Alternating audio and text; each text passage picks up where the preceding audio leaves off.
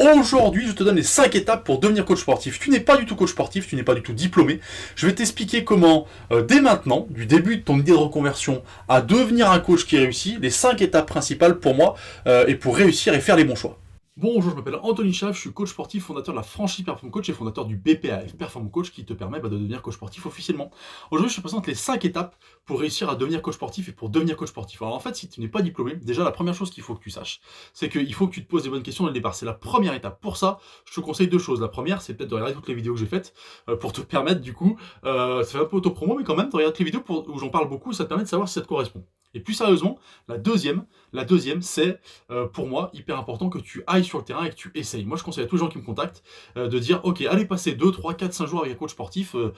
S'il faut, je vous aide, je vous en présente. Mais du coup, parce que du coup, ça vous permettra vraiment de voir la vie réelle des coachs, de se dire ok, c'est le métier que je veux faire. Ça, c'est le premier point, c'est le plus important. Le deuxième, c'est bien choisir ta formation et bien te former. Si tu es en reconversion, je te conseille de choisir un BP parce que c'est le plus court aussi. À un moment donné, on n'a peut-être pas trop de temps à perdre. Tu pourrais reprendre du Stab, du Dust, etc. Mais je pense que le BP, c'est le bon choix parce que du coup, ça dure un an. Et en un an, tu as quand même le temps d'apprendre des choses et d'être un coach sportif cohérent. Voilà. Donc ça, je te conseille de bien choisir ta formation, bien choisir le lieu, rencontrer les formateurs, savoir un petit peu quel est leur projet, qu'est-ce qu'ils ont, est-ce que ça correspond à ce que tu as besoin, est-ce que ça correspond à une reconversion, est-ce que ça correspond plus à des jeunes qui vont sortir du bac par exemple. Bref, il va falloir que tu te renseignes sur un endroit cohérent pour ta formation et pour que ça se corresponde complètement. Ça, c'est le deuxième point. Le troisième point, une fois que tu as fait ça, une fois que tu as passé ta formation, oui je vais vite, mais une fois que tu as passé ta formation, il faut que tu continues. Parce que devenir coach sportif, pour moi, ça s'arrête pas à cette première formation. Il va falloir derrière que tu sois capable de continuer à te former, surtout sur le terrain, de tester des choses. Il va falloir que tu sois capable de savoir quel coach sportif tu es. Ta formation t'aura aidé,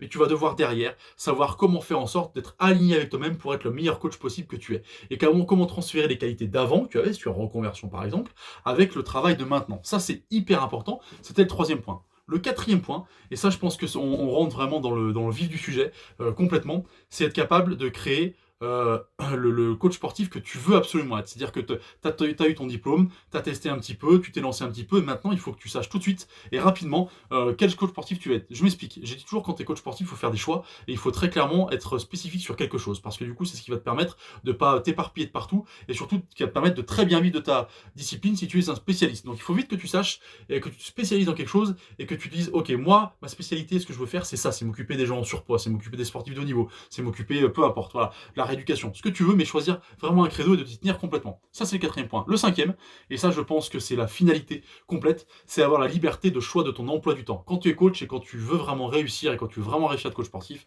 c'est te dire, ok, quelle vie je veux. J'ai des enfants, par exemple, je veux en profiter quand même, donc je veux pas être absent le matin et le soir, par exemple, tu vois. Donc du coup, comment j'organise ma vie de coach sportif pour ça. Bref, je te donne ça, j'ai donné 5 points comme ça en avance, parce que du coup, dès maintenant, si tu es en reconversion, il faut que tu réfléchisses à tout ça.